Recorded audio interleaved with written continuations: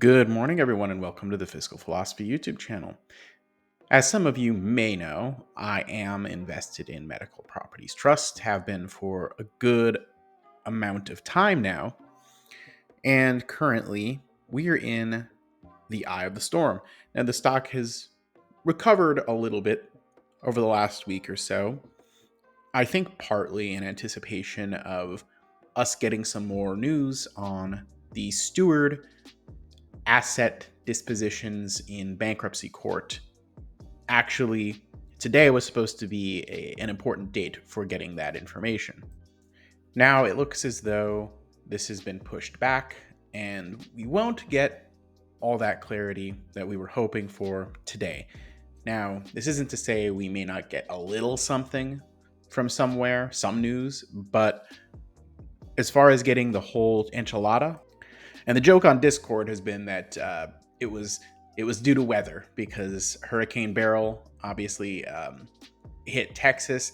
Now, probably not so much to do with the weather, but if you listen to certain short sellers and such, they might think that Ed Aldag and Ralph De La Torre plotted to put the bankruptcy in Texas during hurricane season just specifically to delay things. But primarily what we've heard here is that Steward Healthcare indefinitely delayed some hospital sales, specifically ones that we were supposed to be hearing about today on July 11th. So these auctions being delayed indefinitely doesn't mean that it will never happen. It's a common misconception that indefinitely means forever or never. What it actually means is that a new date just has not yet been decided. There isn't a new deadline as of this moment. What we have so far in terms of other important dates is there is going to be what's called a meeting of the creditors that is slated to happen on July 23rd. So basically a little bit less than 2 weeks from today. So that is going to be interesting. The debtors' representatives must attend and must answer questions under oath. The debtors, in this instance, it refers to Steward and all of their many subsidiaries.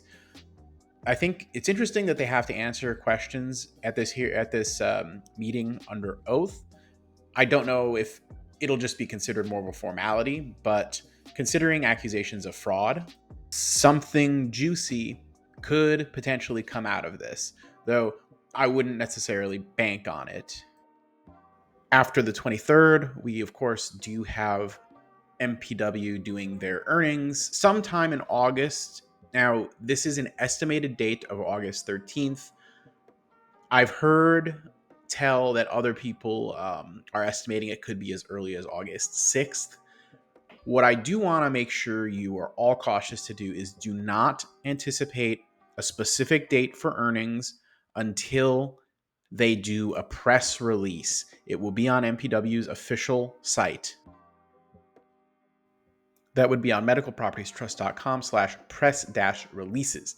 If you cannot find the date that they're going to be doing their earnings release on this site, that means it has not officially been announced yet.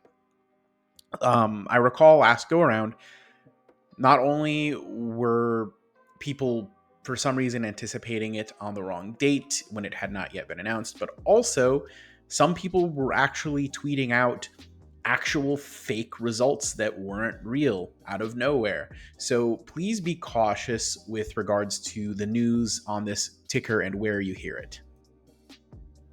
And also another point of caution, there is a bit of a sort of PR war between longs and shorts on this stock, meaning people who are invested and interested in the company doing better and the share price increasing versus short sellers who, of course, are interested in seeing it go to zero if possible, or at least amplifying every negative point to make it seem as catastrophic as possible. While I hold a pretty substantial long position, therefore agree with the longs more than the shorts, I do simply try to more focus on the facts and take my own biases out as much as possible.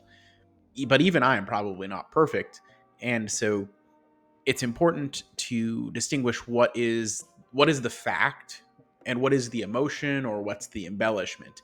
Try to focus mainly on the facts, I'd say.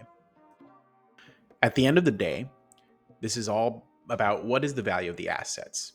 The assets are going to be worth whatever somebody will pay to either rent or buy the aforementioned asset.